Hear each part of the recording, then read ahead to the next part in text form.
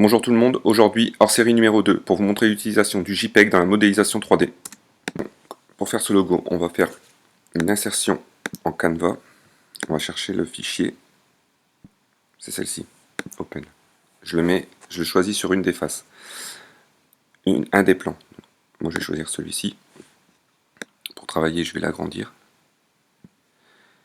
Et je vais la mettre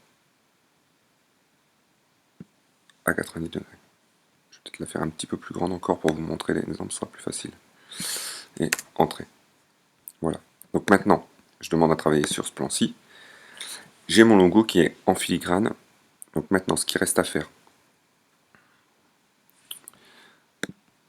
je travaille avec l'outil ligne. Donc là, je le fais approximativement.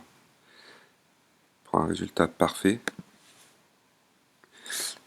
il vous conviendra de zoomer au maximum et de faire des plus petites parties en fait. On va montrer là. Voilà. Ensuite, souvent j'utilise l'outil arc en 3 points. Donc je le prends, je viens à peu près au milieu et je viens coller à la réalité. Je fais pareil de l'autre côté, je sélectionne mes deux extrémités et je viens coller à la réalité. Donc là, voilà. Ensuite, on va faire pareil en dessous.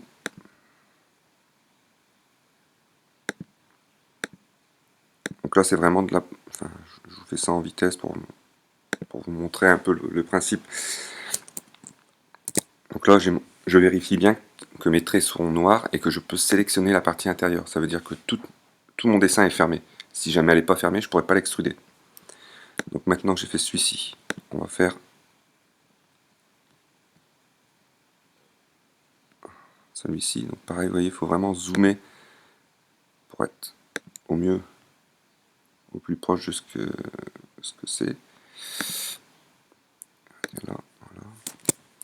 Échappe, je reprends mon trait, je viens jusqu'à à peu près avant que l'arrondi commence. Et là, je vais faire mes arrondis. Donc créer, arc en 3 points.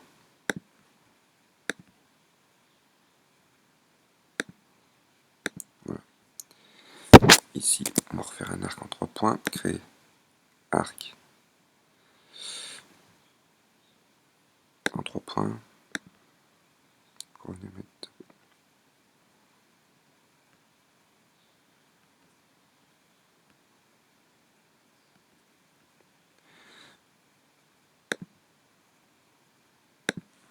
Voilà. Donc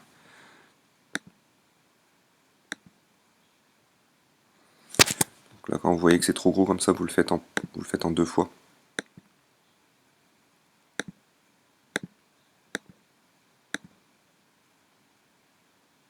Normalement, vous arriverez à un résultat plus cohérent. Et là, on fait la partie basse.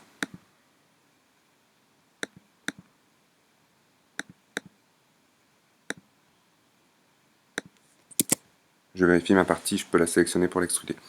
Donc maintenant, je vais faire cette partie orangée là.